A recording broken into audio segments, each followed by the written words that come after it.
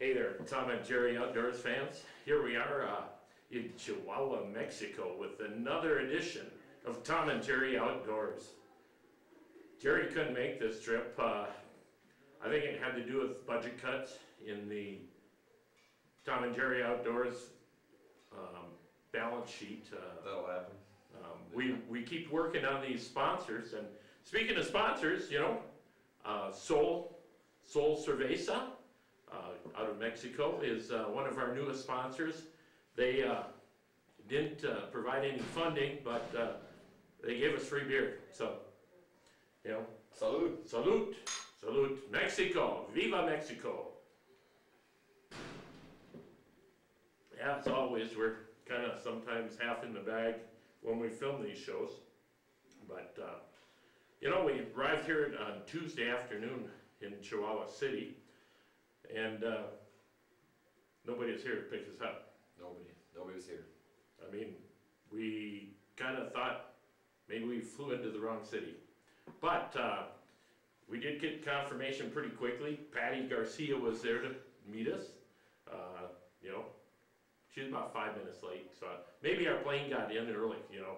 So, you know, another one of our sponsors, American Airlines, they gouged us on a ticket, but a free bag. But you gotta love that. Free bags. Free bags. Check. One bag free. There you go. You betcha. So, got here, you know, 'cause you can't. Sat around a little bit in Chihuahua City, waiting for Manuel to get here. And Manuel drove us out to camp. Only heard a couple gunshots in town, so. Yeah, it wasn't too bad. Not too many sirens, you know, for you folks back in the States, you know. Every time we saw a car, we had to duck. Instructions from My wife said, duck if you see a car. Well, kind of got old when we saw. Chihuahua City's got a lot of cars. Yeah. You know, out in the country, out here where we were hunting, we rarely. No ducking on the country. No, that was nice. Never seen another vehicle off-road. Speaking of roads, weren't the roads good there, son? We were on roads. Caminos. When Caminos. That's for you folks. This is an educational program again, and we're going to educate you along the way. And camino in Spanish means road or the road. The road. El Camino. It's not just a car or a truck. I used to think it was just a truck. Now I know. It's a road. It's a road. So, you know, maybe Rascal Flatts' song "Life is a Highway" was all about El Caminos. You never know. Okay, but Larry Stinsky told us that the roads would be a little rough. He said you might want to wear a neck brace. And yeah, they were rough. I mean, there's no way, an hour and a half out to where we hunted, no way you could sleep in the truck. I slept, but I don't know. That's because you didn't get any sleep at night. No. That's all right. You know, so, but I tell you what, the Suburban we rode in never broke down, never got a flat tire. I heard rumors that they occasionally popped a tire on the sharp rocks. I mean, this country is like the land that God forgot. It's pretty rugged, I'll tell you. It's dry. It never rained while we were here, and they said it didn't rain since November. Well, they did have snow, but it's dry. Everything's dry. The trees are dry. You folks back in the States, in April it's greening up. Leaves are budding out. Stuff up here, it seems like you would think down south that we were hunting way too late, that you should have started earlier, but not. That first morning out, were you a little chilly, boy? Nah, it was a little cold. My hands went numb a couple times. It was 20 degrees up in the mountain. We're hunting at 7,000 feet. You know, I recommend that a rigorous fitness training session before you come here. I followed the fitness training to a T. I don't know about this guy, but he kept up. He did good. He did good. What are you saying, boy? I'm just saying you didn't follow your training regimen, but. Well, there's a lot of you back at home that are watching this TV show, and you're thinking, could I do this? Well, look at this physique. You know, if I can do it, you can do it too. So, but hills, rocky hills, climbing, bring a good pair of boots. You know. That's good. One of our sponsors, isn't it? Rocky boots? Rocky boots, or Danner. I mean, we Well, got. I wore lacrosse, so Well, I was wearing Rocky boots in the Sierra Madres, so. Sierra Madre Mountains. Maybe 7,000 feet. The air is thin. They say a shotgun can shoot farther up here. They do say that. Why would they say that? Boy, oh, we're jumping ahead in the show here. But first 2 days, Tough. Tough. Wednesday and Thursday, we didn't shoot a bird. Muy cansado. Muy cansado. Not me. I was close. On the first day of the hunt, I was hunting by a water hole, and that was the problem. I was hunting right by the water hole, and the birds were a little spooky. People say that the locals ambush them at water holes, so they get a little spooky at water holes. But they were just over the ridge, gobbling. I seen 3 different birds. I actually seen 2. I didn't see the third one. The third one that was gobbling, I didn't see him till I just got tired of waiting, so I walked over to the ridge, and he took off.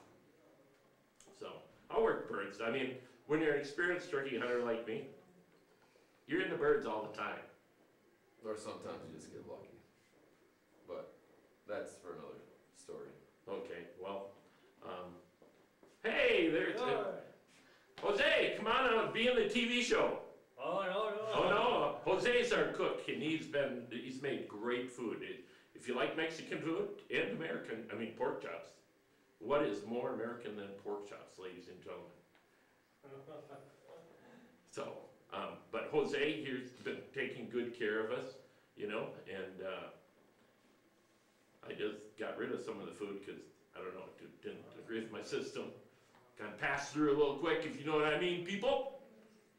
So, this is a family show, so we can't tell you all the details. Can we drink on the show? We can drink, we sponsor. Right. So, yeah, it's a family show, but families know beer can be the fabric of life.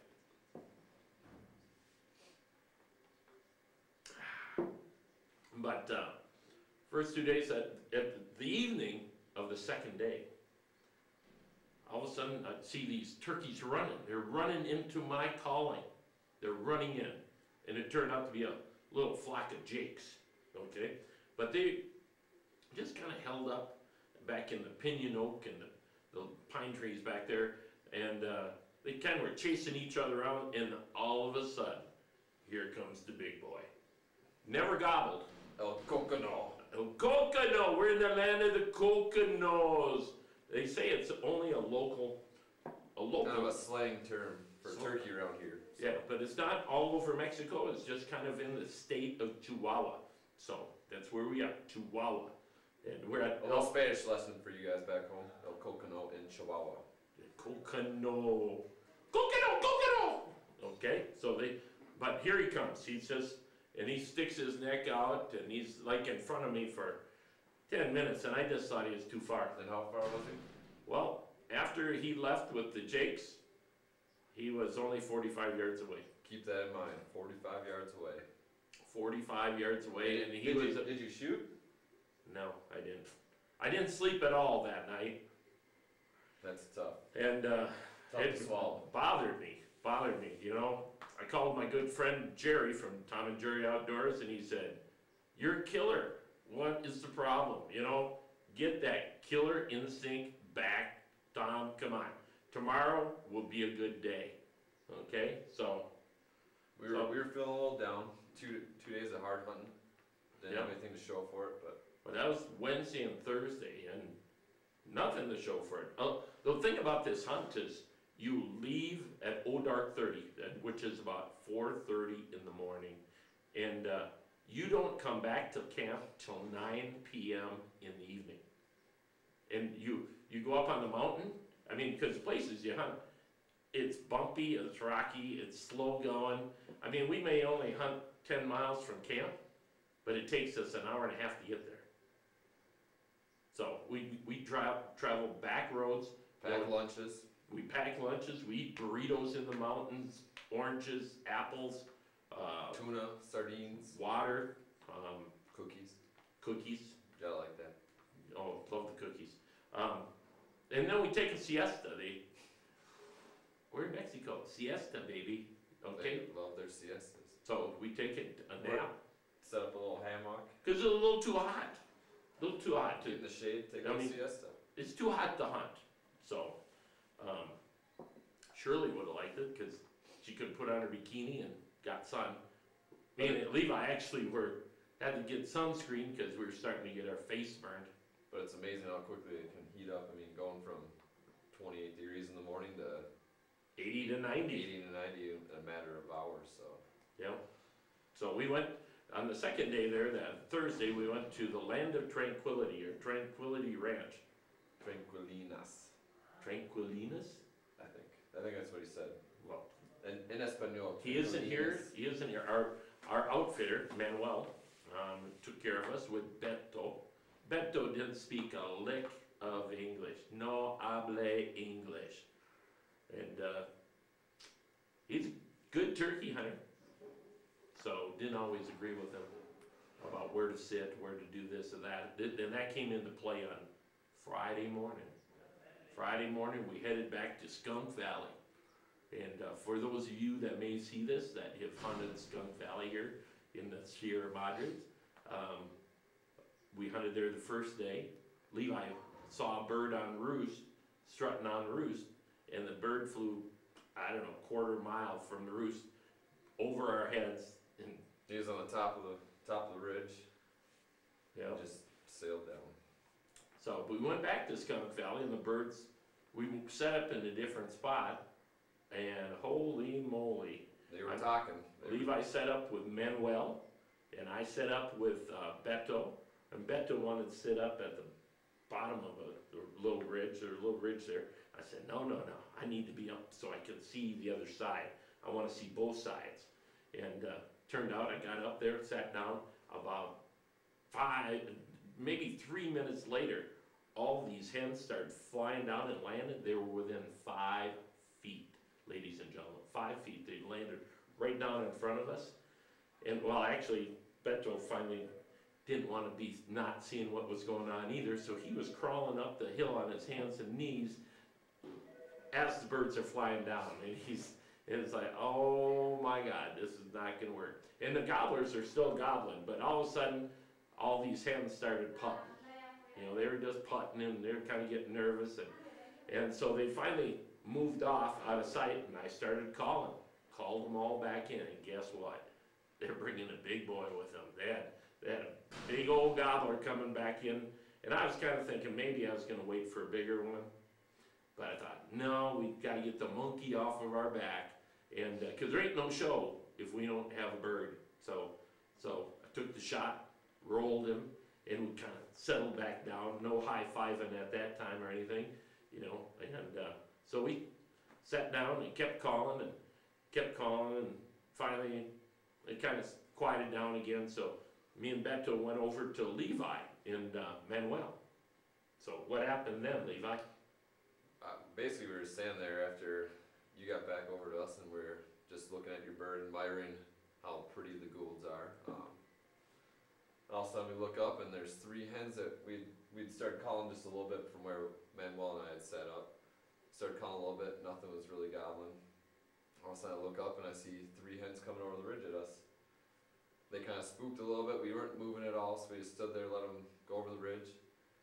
And Beto goes, sit down, everybody sit down. And I'm like, well, this is kind of crazy. They just spooked. There's no way they're going to come back in. Sit down. Hens come running back over the ridge. And we called. We called. Did you call? I don't think I had a mouth call in it. Oh, it is back to me calling again, you know.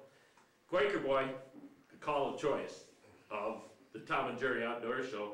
Quaker Boy, old boss hand in my mouth, and it just was singing sweet melodies. And what is singing in Spanish? Cantar. Cantar? Cantar.